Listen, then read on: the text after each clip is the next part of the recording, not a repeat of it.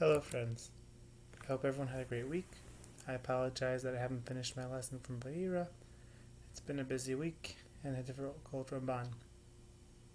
Despite missing a week, I look forward to continuing our learning together. The opening pasuk in Chayei is a well-known medrash, made famous by Rashi. Vahi, the first pasuk begins, Vayu Chayei me'ah shana ve'esrim shana ve'sheva shanim shnei Chayei. The Torah breaks down the years by units to teach that when she was 100, she was like 20 with regard to sin, and when she was 20, she was like 7 for beauty.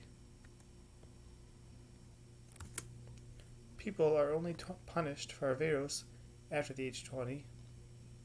By equating all of her years, the Torah is telling us that she was always free from sin and beautiful. Ramban brings two questions on Rashi's interpretation of the presentation of the midrash.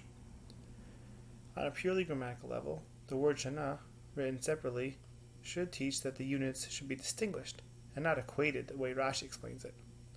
The more fundamental question, however, is that we see a similar breakdown in the years of the years listed both by Avram's death in Perek Chayei pasuk Zayin, and also by Ishmael's death, Perek Chayei pasuk Yud Zayin. Now, in Avram's case, it's quite fair to equate his years to also be fully righteous like Sarah. Ishmael, however, was famously wicked in his early years and only repented later in life. Repeating the word Shana in recounting Ishmael's life cannot possibly come to show that all of his years were equally righteous. This is Ramban's question on Rashi. Now, I don't have an answer to Ramban's question on Rashi itself, but Ramban's alternative presentation of the Midrash is very telling about the character of Sarah Imeinu. If we look into the text of the Midrash itself, I've included a link in the description. There is no mention of the breakdown of the Shana units. Rather, the Midrash discusses how tzaddikim are whole in their person and in their years as well. Therefore, when we see the years of Sarah mentioned, we can conclude that all of her years should be equated, giving us our prior equation, 100 to 20 to 7. Ramban then tries to find a textual source for the Midrash and bases it on the words Shnei Chayei Sarah, a seemingly superfluous phrase that appears to equate all of Sarah's years together. On the surface, Ramban seems to merely be correcting Rashi's grammar. However, the implications of his conclusion are far more reaching. The Midrash only mentions Sarah, but Rashi applies a similar limud regarding the years of Abraham. Ramban's correction removes the praise of Abraham. What was so great about Sarah that her years are different? Even Abraham, the great leader of our founder of Judaism, that his character wasn't to the level of Sarah, or at least deserving the same presentation as Sarah's fine character.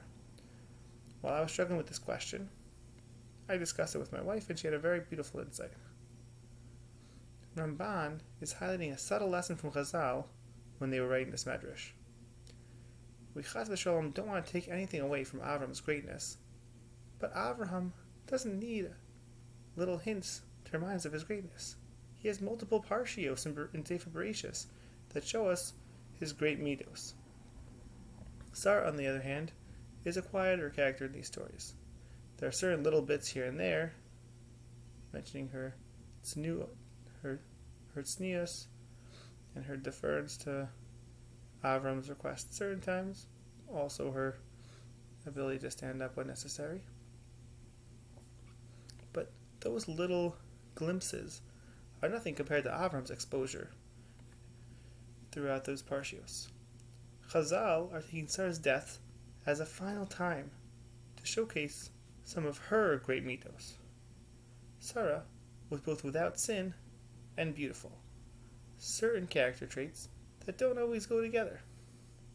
We've heard about her beauty throughout Avram's adventures, when he goes down to Paro and hides her, when he goes to Abimelech, when he goes to Paro and both Avimelech, where they both said his sister, when he was visited by the angels in Parshas Vayera, and she's in the tent, and yet, despite her beauty and the temptations, she was righteous throughout.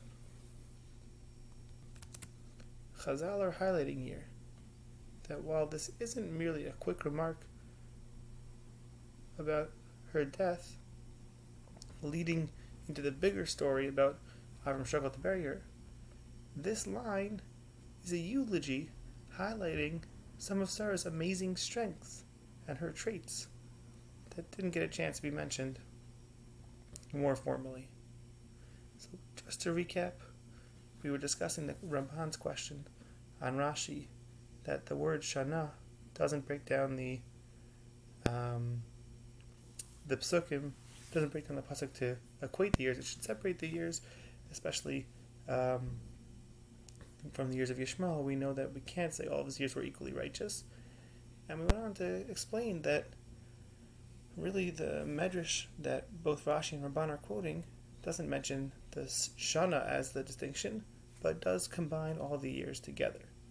We noted that this is specifically about Sarah Imeinu, where we distinguish her years to teach us that they're all equally righteous, which is something we don't say about Avraham.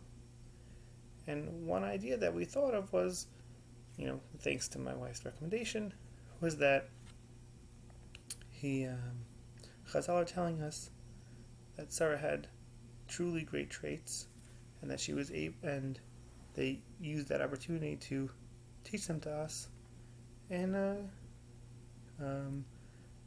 where Chazal were highlighting her great midot by using this last mention of her life as a springboard to remind us of her great midot. The little takeaway for this week is that we too should strive to have our positive midot make it into our life story, be told when we're memorialized at the right time that it should be with positive midot, but also that we should be able to live our lives with midot, with these positive midot. Sarah's years were equated from 20 and on to 127, and she was perfectly righteous for all those years.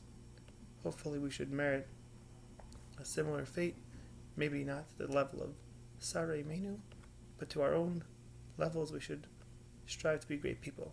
Have a wonderful week.